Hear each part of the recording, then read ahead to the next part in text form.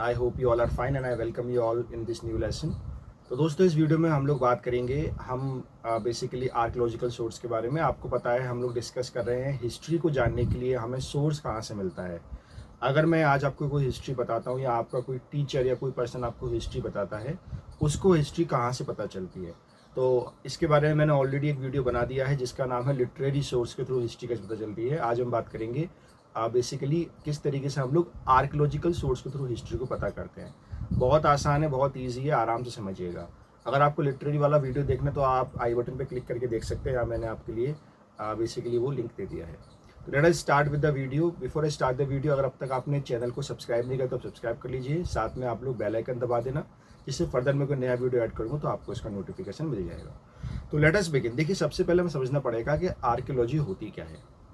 भारत में 20th century के आसपास खुदाई करना स्टार्ट किया, एक्सकेवेशन स्टार्ट किया गया। जब एक्सकेवेशन स्टार्ट किया गया ऑफिशियली, तो बेसिकली आप ये मान लीजिए अंजाने में हुआ। जैसे हड़प्पा की अगर हम बात करें या बाकी जगह की हम बात करें, तो एक्सकेवेट करने पर हमें वो चीज़ें मिली जो इंसान आज से 5000 साल पहले, 10,000 साल पहले, 1,00,000 साल पहले प्री हिस्टोरिक एज में यूज़ करता था। जब उन चीज़ों को हमने पाया तो उसको पाने के बाद हम लोगों ने उसको ऑब्जर्व किया कि बेसिकली ये चीज़ क्या है। कई बार हम लोग उसको समझ पाए, कई बार हम उसको नहीं समझ पाए, लेकिन इन सब चीज़ों को जब हम अध्ययन करते हैं, जब इनको हम पढ़ते हैं, जैसे एग्जाम्पल के तौर पे पुराने लोग एक पॉटरी यूज़ करते थे। पॉटरी मतलब सामान रखने की, एक मिट्टी का बर्तन जिसमें सामान रखा करते थे। तो उस पॉटरी को हमने ऑब्जर्व करा। बेसिकली पॉटरी को ऑब्जर्व करने के बाद हमें पता चला कि किस तरीके से वो यूज़ किया जाता था और अलग अलग टाइम में अलग अलग पॉटरी बनती थी। So that's how historian were able to classify the period on the basis of the pottery. ऐसे ही पॉटरी के अलावा हमें कॉइन्स मिलते हैं, तो मल्टीपल चीज़ें हमें मिलती है। इंस्क्रिप्शंस हमें मिलते हैं। पहले ज़माने पर जो राजा हुआ करते थे वो क्या करते थे, पत्थर के ऊपर अपने आदेश को लिखवाया करते थे, जिसे हम लोग इंस्क्रिप्शन कहते हैं। इसके लिए हमारे एक फेमस किंग है इंडिया के, आपने सुना होगा, अशोका द ग्रेट। उन्होंने इंस्क्रिप्शन बहुत लिखवाए, पत्थर पर खूब लिखवाया, तो ये इंस्क्रिप्शन हमें मिलते हैं। आज ये सभी इंस्क्रिप्शन म्यूजियम में रखे हुए हैं और उनको स्टडी करने के बाद हमें पता चलता है वो जो हिस्ट्री है उसे हम कंस्ट्रक्ट करते हैं। तो आप ये मान के चलिए, अगर हम हिस्ट्री लिखने की बात करते हैं या हिस्ट्री को रिकंस्ट्रक्ट, हिस्ट्री तो हो चुकी है, उसको हमें रिकंस्ट्रक्ट करना है, तो उसके लिए जो आर्कियोलॉजिकल सोर्सेज हैं, these are very very important. इसमें कई सारी चीज़ें हमारे आती है। जैसे मैंने बताया, पहला हमारा आता है इंस्क्रिप्शन, उसके बाद हमारे कॉइन्स आते हैं। कॉइन के बाद आप बात करेंगे, मान लीजिए जो मोहरें आती हैं, आई मीन जो सील्स जो होती हैं, वो यहाँ पर आपको मिलेंगी। इसके अलावा जो फॉसिल्स मिलते हैं, जैसे मान लीजिए हड़प्पा के टाइम पर हमको कई सारे फॉसिल मिले हैं। एक मोहनजोदारो पूरी सिटी मिली है जहाँ पर डेड ऑफ माउंट जिनको हम लोग कहते हैं, वहाँ पे दफनाए हुए लोग मिले हैं। कब्रिस्तान हमें मिल जाता है, तो वहाँ से तो हम कार्बन डेटिंग कर लेते हैं। अगर किसी मरी हुई चीज़ में अगर कोई इंसान कभी जिंदा था तो उसके अंदर कार्बन डेटिंग, कार्बन 14 का यूज़ करके, आपको पता होगा, हम निकाल लेते हैं। लेकिन जो चीज़ बहुत पुरानी है तो उस पर डेट लिखी होती है, या नहीं भी लिखे, then we try to understand कि बेसिकली कैसे ये हुआ है। एग्जाम्पल के तौर पे अशोका के जो इंस्क्रिप्शंस की अगर हम बात करें तो इतने इंस्क्रिप्शन हमें मिले हैं। अब अशोका ने पिलर पे भी लिखा है, रॉक पर भी लिखा है, छोटे रॉक पर भी लिखा है, बड़े रॉक पर भी लिखा है।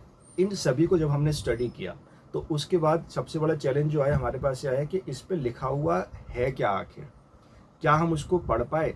जी, 1837 में एक ईस्ट इंडिया कंपनी के एक तरह से ऑफिसर थे, उनका नाम था जेम्स प्रिंसिप। जेम्स प्रिंसिप ने सक्सेसफुली अशोका के इंस्क्रिप्शन को पढ़ा और तब हमें एक्चुअली पता चला कि अशोका नाम का भी राजा था। Although we knew about him through the you know the folk tales, पुरानी कथाओं में ये अभी भी थे बुद्धिज्म की। किसी को लगता था कि बेसिकली कोई अशोका नाम का या प्रियदसी नाम का कोई राजा है, लेकिन जब उनके इंस्क्रिप्शन को डिसाइफर किया गया जेम्स प्रिंसिप के द्वारा 19th सेंचुरी में, तब जाके फाइनली एक हिस्टोरिकल फिगर अशोका हमारे सामने बन के आते हैं।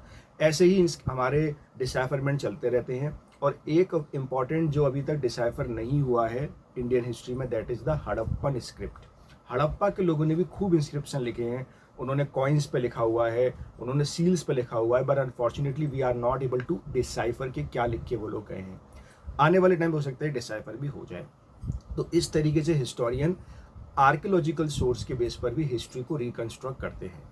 लेकिन इंटरेस्टिंगली आप ये मान के चलिए, यहाँ पर तीन चीज़ों को मिला के हिस्टोरियन बनाते हैं। सबसे पहले आप लेते हैं आर्कियोलॉजिकल सोर्स, सबसे इंपॉर्टेंट तो आर्कियोलॉजिकल ही है। दूसरा आपका आता है लिटरेरी सोर्स, जो किताबें लिखी गई हैं ओरिजिनल फॉर्म में। और तीसरा आपका आता है फॉरेन अकाउंट्स, जो विदेशी भारत आए, जैसे यूनानी भारत आए या चाइनीज़ लोग भारत आए, तो इन लोगों ने क्या लिखा भारत के बारे में उसको। इन तीनों को एक साथ रखा जाता है अगर हो रहा है कंबाइन तो। कई बार क्या होता है, आर्कियोलॉजिकल सोर्स तो हमें मिल गया but we are not able to find the literary source on that. तो इन तीनों को साथ में रखा जाता है और तीनों को साथ में रखने के बाद वी डिसाइड कि आखिर हिस्ट्री कैसे कंस्ट्रक्ट की जाती है। तो आप समझे इस बात को, किस तरीके से हम लोग हिस्ट्री को लिखते हैं या हिस्टोरियन हिस्ट्री को लिखते हैं। पूरा साइंटिफिक है, आर्कियोलॉजिकल सोर्स आपको मिलेगा। कई बार जो हम खुदाई करते हैं ज़मीन के अंदर, एक तो वर्टिकल खुदाई होती है। अब मान लो एक ज़मीन है, जैसे मान लीजिए आप क्या एग्जांपल लूँ, जैसे ये देखिए, मान लीजिए ये पूरी ज़मीन है। अब अगर मान लीजिए आप इसको वर्टिकली खोदेंगे तो सबसे पहले जो कोई हिस्ट्री में रहा होगा तो उसके अवशेष आपको यहाँ मिलेंगे, उसके रिमेन्स आपको यहाँ मिलेंगे, फिर उसके ऊपर यहाँ, फिर उसके ऊपर यहाँ, फिर सबसे लेटेस्ट वाला यहाँ होगा। एग्जाम्पल के तौर पर अगर हम हड़प्पा की बात, तो हड़प्पा के रिमेन्स मिलेंगे यहाँ पर, और उससे नीचे आप जाएंगे प्री हिस्ट्री के रिमेन्स यहाँ मिलेंगे। तो इस तरह से वर्टिकल एक्सकेवेशन करके हिस्टोरियन पता करते हैं whenever they want to know the time period of different era, right. तो ये है, इस तरीके से हम लोग एक्सकेवेशन किया जाता है और इस तरह से हम लोग आर्कियोलॉजिकल सोर्स पे यूज़ करते हैं। हमारे भारत में आर्कियोलॉजिकल सर्वे ऑफ इंडिया भी है, जिसका काम यही है, पुरातत्व विभाग जिसको हम लोग कहते हैं, जो अलग अलग जगह पे जाके एक्सकेवेट करता है और हिस्ट्री को रिकन्स्ट्रक्ट किया जाता है, राइट। आज की डेट में भी कई नई नई जगह पे एक्सकेवेशन होते हैं, खुदाई होती है, और हमें नई जितनी भी आर्कियोलॉजिकल चीज़ें मिलती हैं उनके द्वारा हम हिस्ट्री को रिकन्स्ट्रक्ट करते रहते हैं, right. That is all about this video. I hope आपको वीडियो अच्छा लगा होगा, आपको पता चला होगा आर्कियोलॉजिकल सोर्स क्या होते हैं और किस तरीके से इनको यूज़ किया जाता है।